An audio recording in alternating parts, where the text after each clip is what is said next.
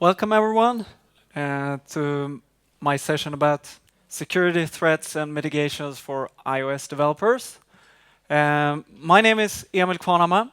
I'm from TrueSec, a Swedish company in Malmö. Our headquarters is in Stockholm, but I'm based in Malmö.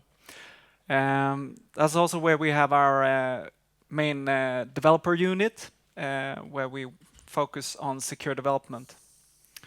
So my background is a software engineer, but nowadays I work more with security-related things in development projects. Today I'm going to talk about specifically security for iOS developers. How many of you are iOS developers? I guess that's why you're here, right? So how many of you are not developing for iOS? A couple. That's very glad to see you here. I hope you find it interesting still. A lot of this applies to OS X development as well. So, and of course, some generic best practices in terms of security. So about iOS and security. Isn't iOS secure? Yeah, many of you are nodding. Actually, I agree. I think iOS is one of the most secure platforms out there today. But there are still security considerations that we need to make. And we need to be aware of the threats, because the threats are becoming different compared to many other platforms, just because of the security design in iOS. And that's what I'm going to talk a lot about today. Because there has been some security failures, right? Anyone heard about GOTO fail? Yeah. I bet you didn't miss that one. GOTO fail was a security mistake or a quality mistake in certificate validation in the security stack on iOS. And also, in a short time window, this affected OS X. What this meant was that it was really easy to just man-in-the-middle attack the iOS users, which means that basically all SSL sessions were readable by attackers, without the user having a chance of noticing this. Of course, this has been patched for quite some time now, but there are probably users still out there on older versions of iOS, even if iOS users in general tend to upgrade quite fast, especially you guys, you're developers, right? You always want to run the latest and greatest. But on older devices, people are concerned about performance and things like that. Wirelurker was probably one of the first more famous malware attacks on iOS users. That's also something that caused large headlines. Wirelurker was utilizing the enterprise in-house application code signing features. And that's an example of how the mandatory code signing is actually possible to be bypassed without actually using a security vulnerability, but rather use weaknesses in the overall process and the overall design and the ecosystem around the platform. More recent attacks has been dubbed mask attacks. And this is actually, if you heard about Xara, cross-app resource attacks, it's very similar or sometimes more or less the same as mask attacks. Mask attacks is a group name or a group definition of several different types of attacks where you somehow mimic another app's behavior or you replace another application. I'm going to show you this later, how easy it is to just replace another application entirely in iOS and take over the sandbox of that app. There was a vulnerability in AirDrop. It's been fixed in iOS 9. This was also a serious vulnerability leading to malware authors being able to plant malware on iOS devices just by sending an AirDrop message or sending payload over AirDrop. And it doesn't actually matter if the users decide to decline that or if they decide to accept it. It's still going to be planted. This is iOS 9. So my point here is not that you should always run the most recent software, because that's important, of course, but also that this is going to continue. It's going to be like this more or less at least for a couple of years, maybe always, who knows? Because in software security, it's been like this forever. Like in the 90s, people said SQL injection, that's going to be done in like 10 years. It's not going to exist anymore in 10 years. But still we find SQL injections. We find command injections. We find all of these most basic security vulnerabilities in software. And the reason for that is that software keeps changing, right? So as long as we do new features, like in iOS, for instance, there's been new features added, like the ability to develop extensions for applications and plugins. And that's where people find vulnerabilities, like mask attacks. There are one category of mask attacks called extension mask attacks.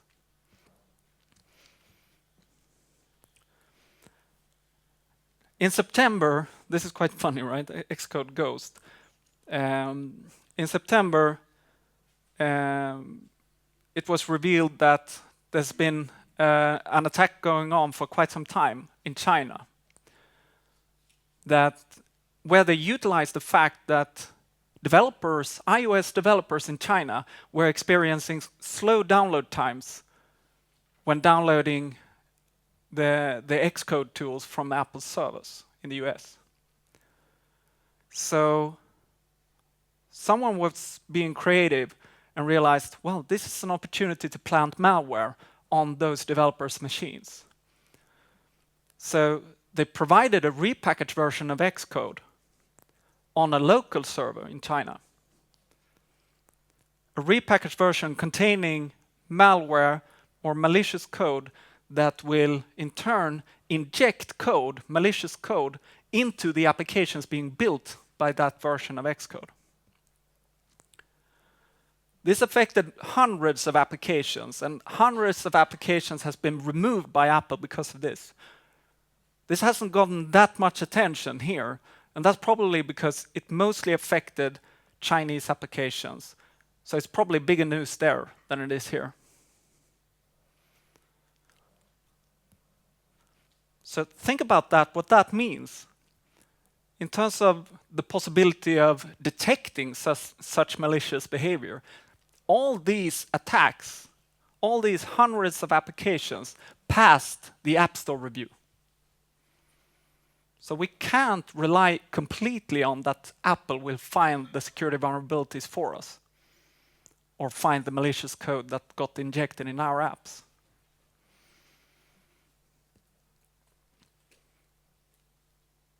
And Apple, when they realized the fact that hundreds of applications has been infected, there's really no way for them to just clean that up, like wash the vulnerabilities or wash the malicious code away.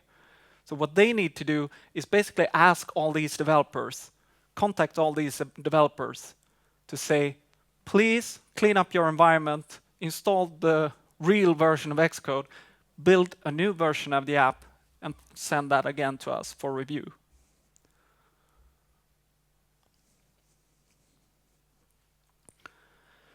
When we talk about security threats, we always talk about security from an attacker's point of view.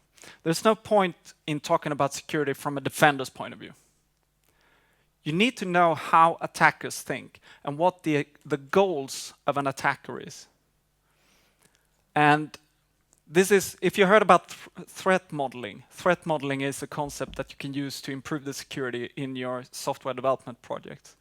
Threat modeling is also about being proactive with regards to software security and thinking from an attacker's point of view. So what's of interest?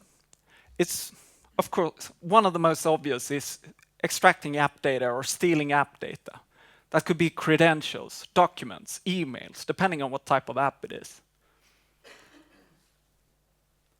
So think about, in your applications, what kind of credentials are being used or being input in that application? What sensitive data do you have in the sandbox or in Keychain, for instance? What if that information falls into the wrong hands? Not because of using a vulnerability necessarily in your applications, but maybe because of using something that's vulnerable in some third-party component that you use, or through, for instance, mask attacks. Even better is the possibility to execute code. Because if you can execute code, then of course, more or less always, it's possible to steal data. So that's enabling the other plus more. And if we're able to execute code, then we can also impersonate that application. So we are not only it's not only possible to steal data that's at rest, stored in Keychain or in the sandbox, it's also possible to perform phishing attacks or like fool the user to supply credit card information or things like that, which they might do if they trust your app, right?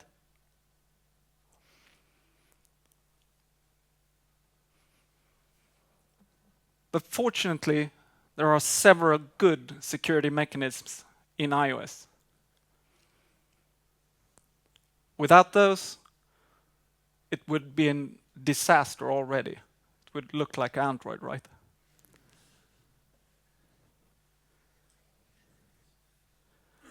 Well, Android they actually have some of these security mechanisms, and I'm not like religious about iOS. I think they have benefits on both sides, but there are definitely big benefits in the security design of iOS that Android doesn't have and probably never will have. So I think the App Store review is, of course, as you all know, it's a good sanity check, not only in terms of security, but also about quality in general, like following best practices and everything. But the most powerful, and that's what I mean is the biggest difference compared to Android, is the mandatory code signing. There is no possibility, well, there has been vulnerabilities in the code signing enforcement that has been utilized, but in general, this design is a lot better, that the code signing is enforced, so there shouldn't be a possibility to execute code that hasn't been signed. But there are still differences, and there are a few different options. Probably most of you are developing applications for distribution in the App Store, but are someone of you using the enterprise in-house applications distribution type? Yes, quite many. Then you know that you have the possibility to sign applications and run them on any device without passing the App Store review. That opens up for a lot of possibility in terms of enterprise use of the iOS platform. But it also, unfortunately, opens up for some security vulnerabilities.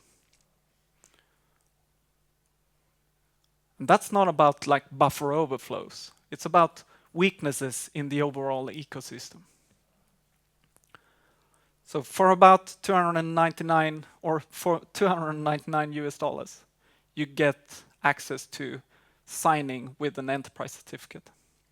And there is a procedure in validating that you're a real company supplying this or submitting this request to become an enterprise program member. But still, this has actually been used to bypass the App Store review, and it has been used by malware. And it's also already used by people behind jailbreaks. So it's a fact that this is used to bypass security mechanisms. Number 3, sandboxing. You probably know all about what sandboxing means, but in general, it's enforced by the platform. So it really doesn't matter if I start to use POSIX APIs and bypass iOS-specific APIs. It doesn't matter because this is enforced by the kernel. So there's no way for me to write outside my sandbox unless there is a weakness in the sandbox design, which has happened. But that's been patched, at least the known vulnerabilities. And even though there is a sandboxing mechanism, you can't have applications living on isolated islands, right?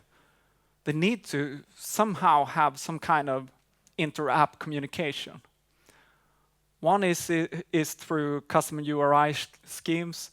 One could be developing extensions, which is a more recent feature. Of course, that's more or less necessary, because otherwise it wouldn't have been that flexible in terms of like developing more integration between apps.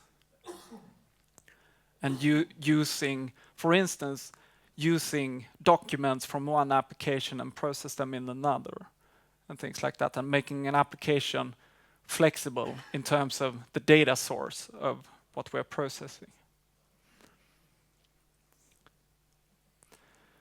I mentioned the importance of protecting data at rest. And there is something called data protection. You probably heard about it.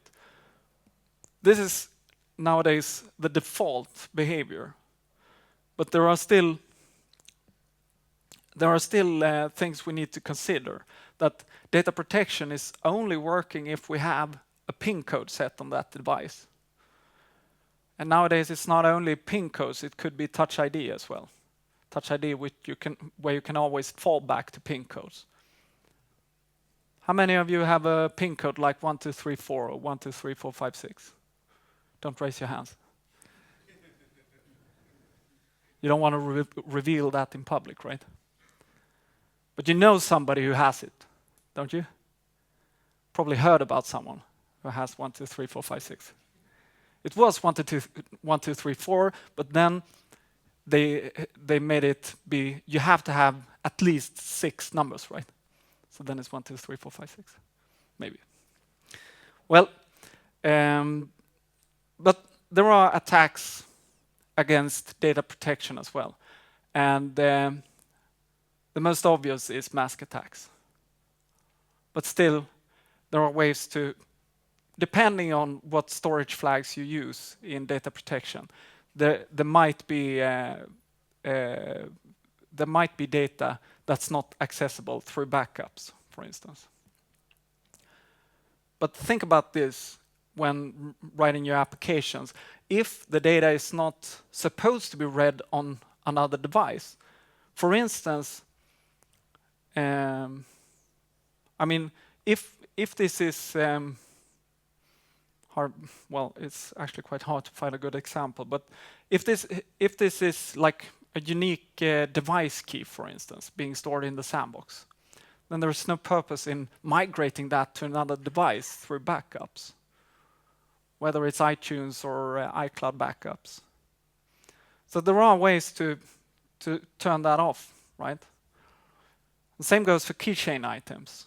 You can explicitly say for that specific keychain item, it's only going to be read on this device only. And then it's not going to end up on another device. And that makes it tougher for attackers to reach that, because then they need to jailbreak or use mask attacks, for instance, which is getting patched.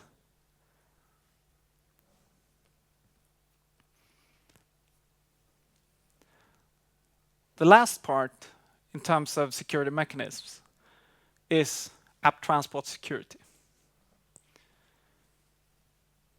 And to talk about app transport security, I'd like to talk a little bit about SSL and TLS. I'm sure everyone knows what SSL is. But it's not only about encryption, right? It's worthless having encryption only. It's not entirely worthless, but close to worthless. Because think about, if you're transferring money, it's the most important that you know that no one else is able to read how much money you're transferring?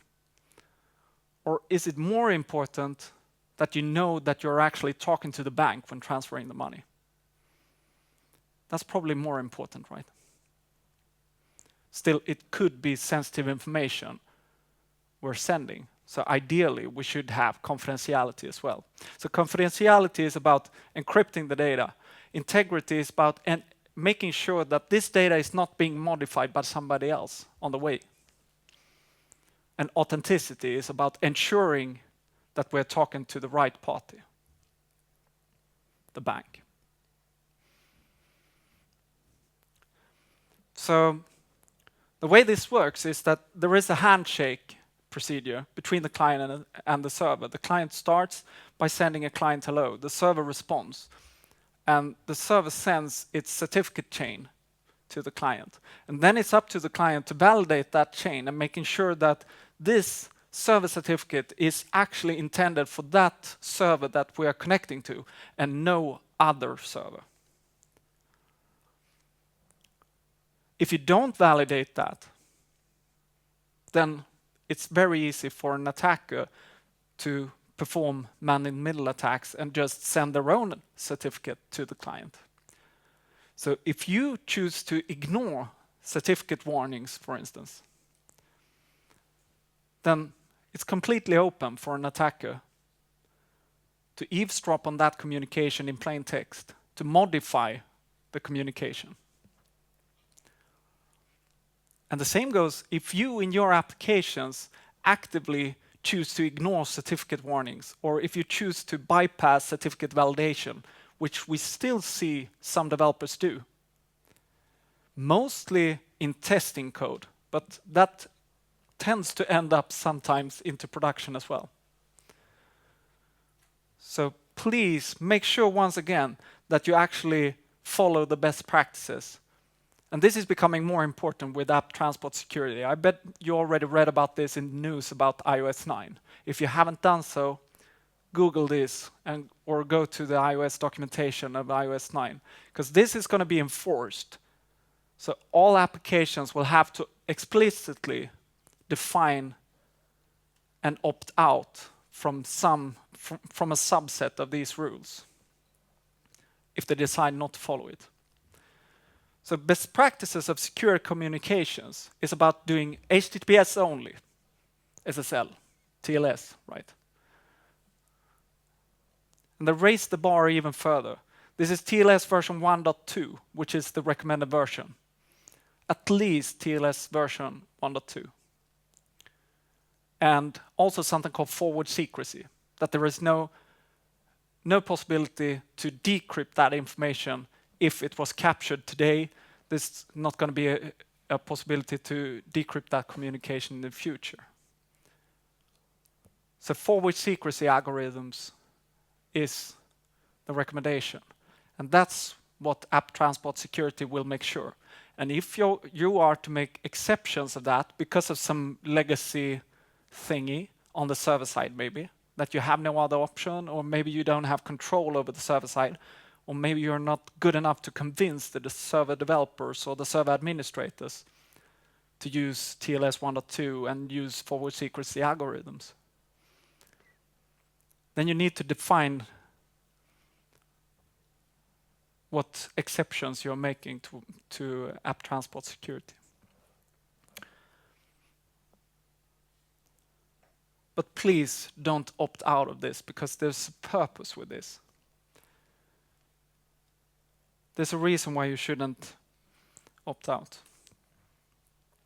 So we recommend that you use CET pinning, certificate pinning, because by default, the certificate chain is going to be validated against the platform.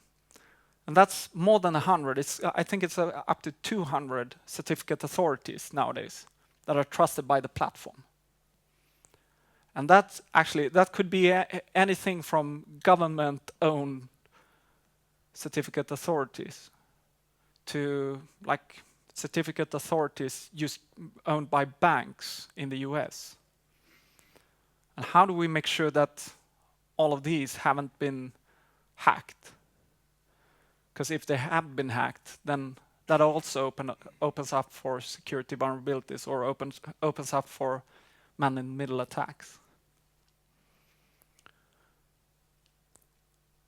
So the reason there is like so many certificate authorities is that SSL was originally developed for web browsers, right? Where the web browser doesn't necessarily know where the server certificate originated from, or what server certificate that corresponds to a certain host name. But in your applications, you almost always know what server you're connecting to, right? So for that reason, it's recommended to use cert pinning and pin to that certificate only, or that public key only. And it's also a good practice in terms of public key pinning. It's a good practice to pin against like a couple of public keys, so that you have something for backup, just in case the private key is leaked. So you could still have more than one accepted. But that's more advanced design, of course. And remember, again, not only validating the certificate chain, but also making sure that this server certificate is for this host name that I'm connecting against, and nothing else. How many of you have heard about AFNetworking? How many of you are using it in apps today? Do you have, is somebody using like version 2.5.2 or older? No one.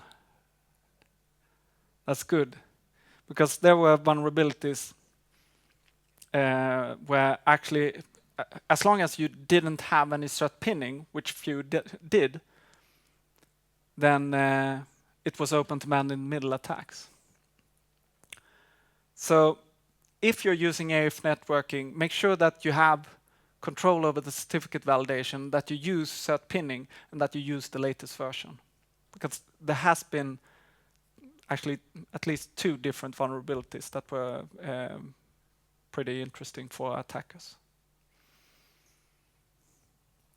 So, time for some demos. We're going to look at mask attacks.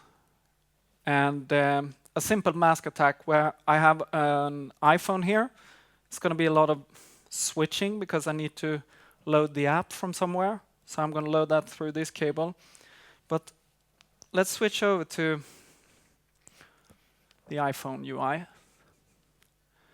So I have a couple of applications installed, and the one that I've decided should be the victim today is the Skype application from Microsoft.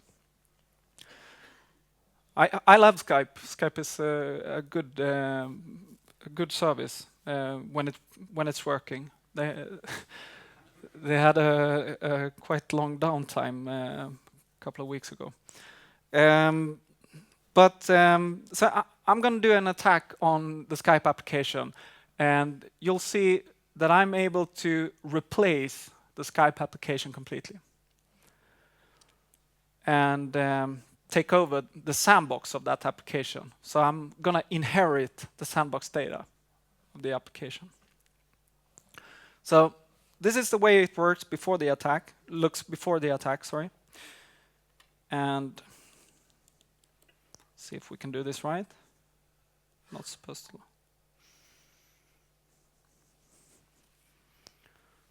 Let's go back to the computer. And so it's pretty obvious that I'm not an app developer, right? Or at least you'll see that when you see my UI, because I'm terrible at making user interface programming. But this is just a simple wizard project for iOS to show this. And you'll see the bundle identifier of my Skype application now is com.truesec.skype. The bundle identifier of Skype is com.skype.skype.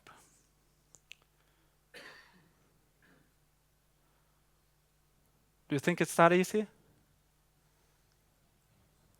Yeah, it is. It's that easy. So we'll see. I'm loading that over to the phone.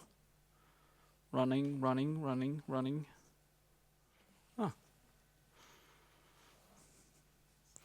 So now you see that all of a sudden the Skype application changed the icon. I decided not to embed the original Skype icon here because then it wouldn't be that obvious to you. And you see if I click on this, then it starts my Skype mask demo.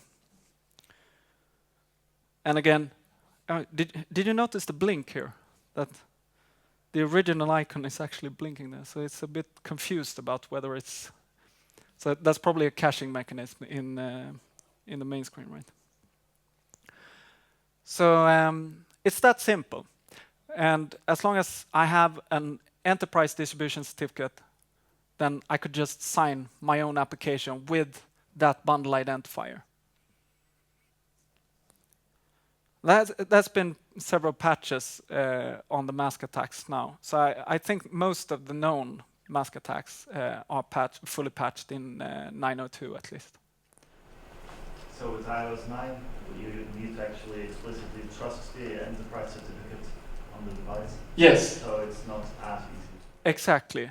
So that's the way to circumvent or mitigate this, more or less. That there are more explicit trust warnings and things like that in the platform for the users.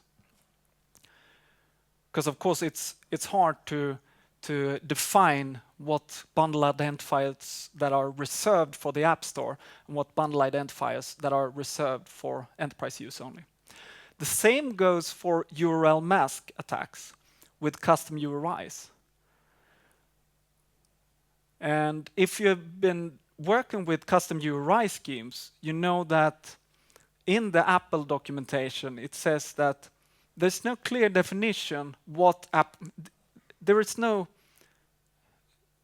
definition what app that's going to be launched if you launch a certain custom URI and have multiple applications installed that defines both define this custom URI. So Skype has this like Skype : //. If I define in my application that I also support that, then it's not clearly defined. Actually, it seems to be last in that that's going to be launched. But there's no clear definition that that's always going to be the case.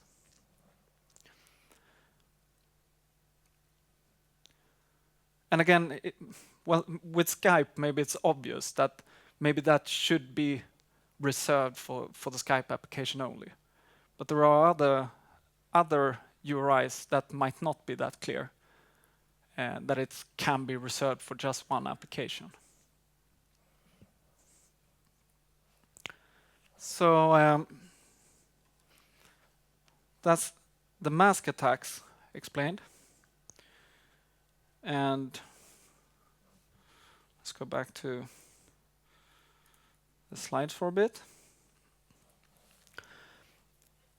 So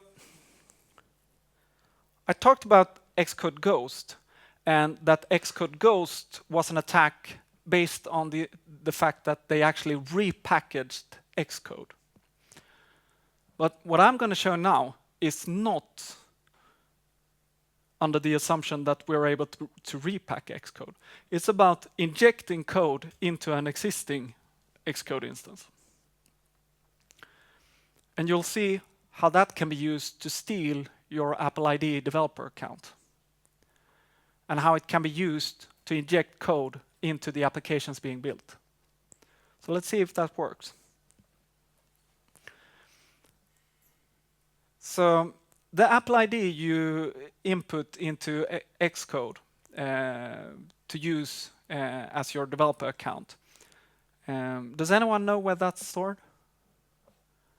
Make a guess. Keychain, yes, of course. So here's mine. And if you looked into Keychain, you know that there is always allow access by these applications. And the only application usually that's listed there is the application that has created this secret. And if I try to access that using my simple utility keychain view, the user will get a warning saying that this is trying to access the idmsa.apple.com from your keychain. And maybe some users will click allow anyway, but developers, you're security conscious, right? So you will probably click deny instead. But if we make the same code run injected into Xcode, you'll see that, and notice the difference. This is NSLog output. You see the process name is, or the program name is keychain view, and here it's injected in Xcode. This is not my real password, in case you're wondering. Oops, I forgot. That would have been embarrassing. So the last part, we talked about injecting code too, right? So this was what we saw. Basically, initializing Xcode Apple ID stealer and printing the password of idmsa.apple.com. So we're going to add a call to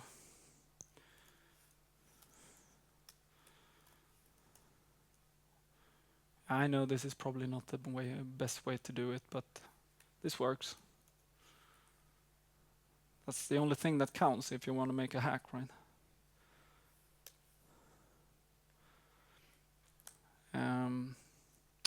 So what this is going to do is, this is a really primitive version of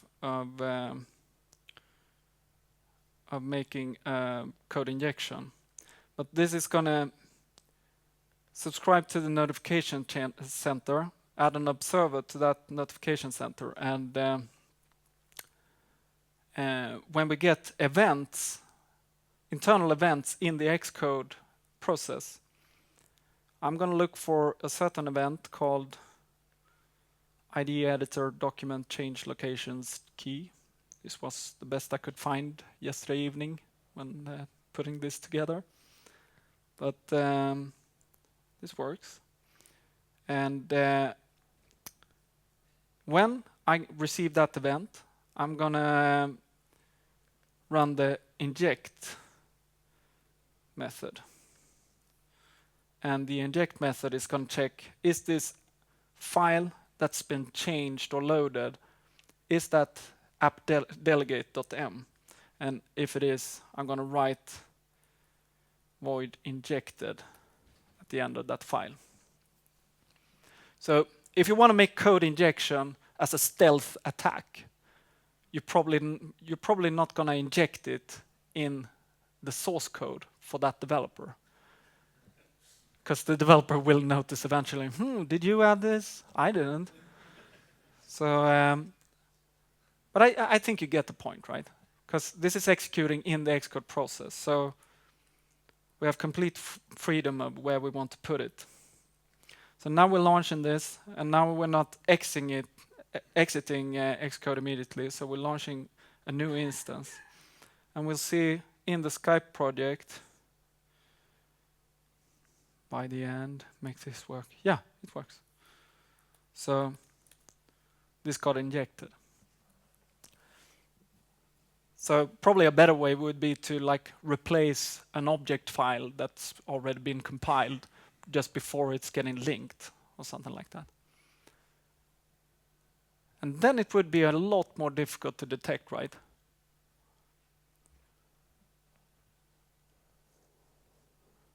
Do you think an antivirus would catch this? Probably not. Definitely not on iOS, at least.